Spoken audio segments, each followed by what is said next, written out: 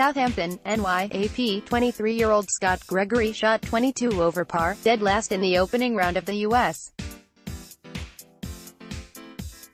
Open, and then cheerfully answered every question from a group of reporters wanting to know what went wrong. Spoiler alert, everything. Phil Mickelson, Rory McIlroy and Jordan Spieth, who have won a dozen majors among them, dodged the media after finishing a combined 25 over for the day.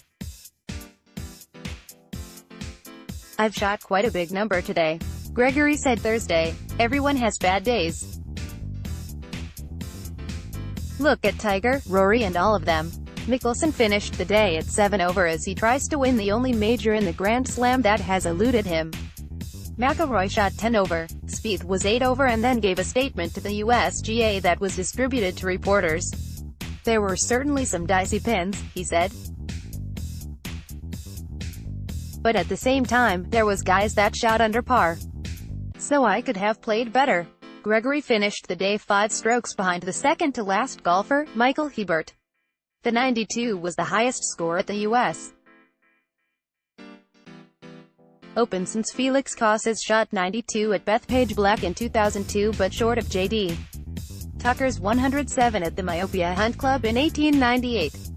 The 2016 British amateur winner guessed that he hasn't shot in the 90s since he was 15 years old. "It's been a long time," he said. "It's not the week I wanted to revisit it." But he insisted that he will remember the week more for getting a picture with Woods, who finished later at 8 over than his first-round score. "I'll forget about that pretty quickly," Gregory said. "I've been waiting for that picture for 15 years. So it's quite a big deal." Big debut Mickey de Morat got off to a good start in his professional career. De Morat, who qualified for the U.S. Open after finishing his senior season at Liberty University, shot a 2 over 72 on a day when many longtime pros struggled at Shinnecock Hills.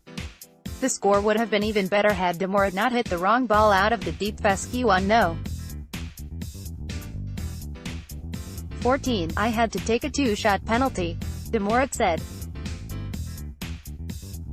"But I was able to rebound after that with a couple of birdies, got a couple nice putts to drop for me." De Morat's previous big tournament was the 2016 U.S. Amateur, where he missed the cut. He said his goal is to make the weekend in his first pro event. "It's just great to be able to compete out here against these guys," he said. "Just walking the same fairways as Rory and Jordan Spieth and Tiger is pretty cool. I'm just trying to enjoy the experience." Taking a mulligan, Russell Henley seemed to have his shot-making under control while shooting a 1 under 69 to share the lead after the first round of the U.S.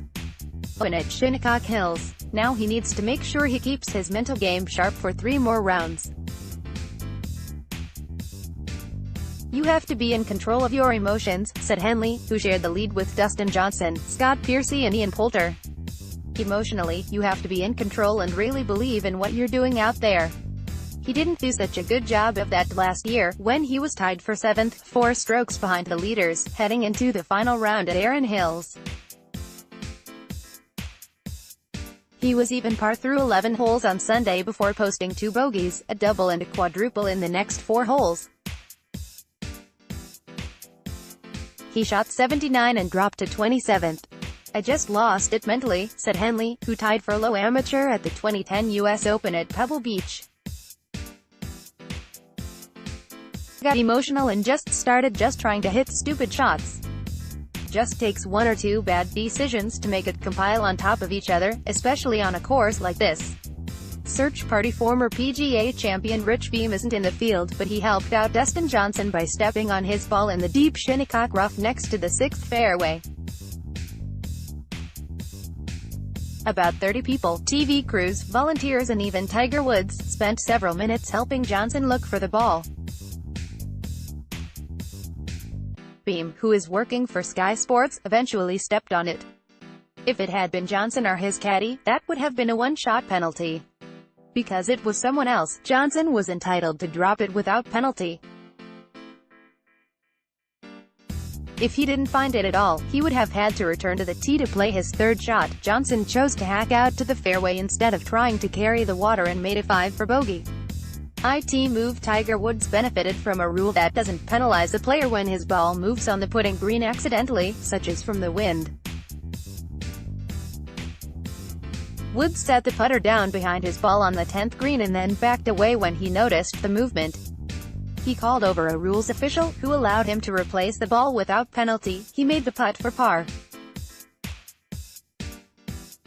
Under the rules before 2017, even incidental movement not caused by a player would have been a one-stroke penalty. Traffic control. Every golfer made it to the course in time on day one despite traffic that had players worried someone would miss his tee time. With the 15-mile trip from the official players' hotel to Shinnecock Hills taking 2 to 3 hours during the practice rounds, the USGA warned players to leave extra early for the course.